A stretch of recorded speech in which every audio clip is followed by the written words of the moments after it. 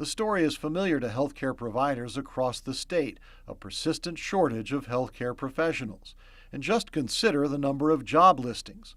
According to the George Mason University Virginia Health Workforce Center, in the fourth quarter of 2023, employers in our region posted more than 8,000 online ads for healthcare practitioners and technical workers, more than 1,300 for healthcare support workers, and more than 1,300 for community and social service workers. Bill Hazel served as Virginia's Secretary of Health and Human Resources under Governors Bob McDonnell and Terry McAuliffe, and he's the CEO of the new nonprofit, Claude Moore Opportunities. We know that services are not provided because of lack of healthcare workforce, particularly in the behavioral health arena.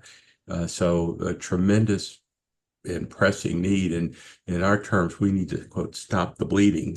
Claude Moore was a Loudoun County doctor who invested in Northern Virginia real estate, but he was born and raised in Western Virginia.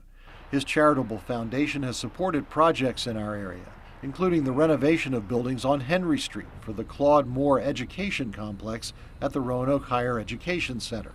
A more recent collaboration is with the Blue Ridge Partnership for Health Science Careers, which has been working to address workforce shortages. The partnership actually started in 2019 with what I like to say is a coalition of the willing. Cynthia Lawrence is president of the group's board of directors and says a key to success is engaging employers from the very beginning. This is an employer-led sector partnership, and so from the outset, employers have been at the same table with educators and workforce professionals so that we're working together to identify the strengths and the opportunities and the resources that are needed to make this work. The recent summer residential governor's school for medicine hosted by Radford University is just one example in which multiple partners have worked together to cultivate interest and prepare young people for healthcare careers. Now Claude Moore Opportunities hopes to take that kind of collaboration statewide. So the issue really is pretty simple. We have healthcare jobs that are in demand.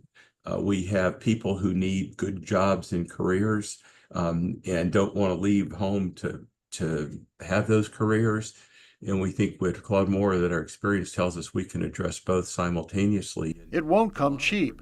Claude Moore Opportunities hopes to marshal support from many different sources, and Hazel says the investment can make a major difference in the lives of many Virginians. In Roanoke, Joe DeShiel, WDBJ 7.